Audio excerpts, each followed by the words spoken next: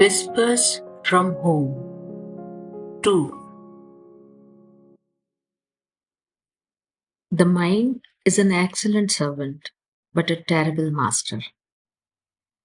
David Foster Wallace's quote inspires us to remain aware of the direction our mind or man is heading in and how much we are following it. Without getting entangled in words, let's try to understand what is man. Experts say that man is a capacity of the brain connected to thoughts, senses, and behaviors. It is restless and self centered, acting as the link between the senses and the soul. So, when we say man, we are pointing to something complex that is not a physical organ but has control over everything. Often we hear or say things like, I didn't feel like doing it, or he does what his man tells him, leading us to do things it desires. Because it is fickle, it frequently changes its preferences, leaving us exhausted as we try to keep up with it. Despite all this, the happiness we get from living by our man doesn't last long. And soon, out of restlessness, the man begins to seek something new. Since man is connected to the senses, it craves pleasure derived from them. But because it is restless, sensory pleasures do not satisfy it for long. Ironically, we mostly live as slaves to our man, believing we are its masters. Yet, neither the man is content nor are we happy. There is an interesting story about this. An elderly man had a donkey, which he used to travel or to carry loads. People in the village noticed that he and his donkey seemed very busy, wandering from one place to another, often for no apparent reason. They wondered, where are the old man and his donkey going? They roam all day but seem to reach nowhere.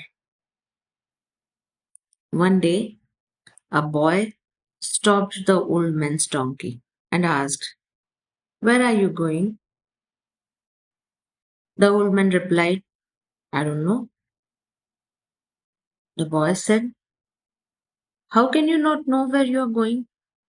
Then who knows? Whom should I ask? The old man said, ask the donkey. He knows. The boy, confused, replied, ask the donkey? Who's the master? You or the donkey? The old man answered, in the world's eye, I am the master. But this donkey doesn't listen to me. Sometimes when I want it to move, it just stands there. If I want it to stop, it won't. If I want it to go right, it goes left. People ridicule me, saying, look, even his donkey doesn't listen to him. So now, every morning, I sit on it and go wherever it takes me. And by evening, I return exhausted. The boy asked, what's the point of this whole exercise? The old man said, the world thinks that I am the master of my donkey and it listens to me. We are all like this old man, riding our own donkeys. This donkey is none other than our man. It takes us from one thought to another, from one idea to another direction of imagination, we too are on a journey with it, but one that exhausts us without ever reaching a destination. A person who follows only his man is restless, constantly changing thoughts, and lives in a state of wandering. Sant calls such people manmukh, or those led by man. At the beginning, we said that man is a good servant. To make it a servant, we must control it so it doesn't become the master. Many people have tried to subdue the man by restraining the senses, practicing strict disciplines like fasting, enduring hardships, or eating only what they receive as alms. However, even such restraint does not lead a person towards higher spiritual goals. So, what should be done? Sant offer us the wisdom to understand man. By following their guidance, we gradually come to understand the restlessness of man. Eventually, it becomes our friend. We gently persuade it, showing that there is no gain in wandering aimlessly. Instead, let's come, sit in peace, and remember the divine.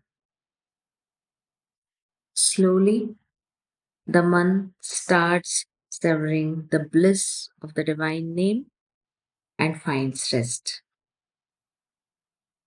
At this point, it is neither a servant nor a master, but simply a companion, immersed in the bliss of the divine name alongside the soul. Satnam Ji.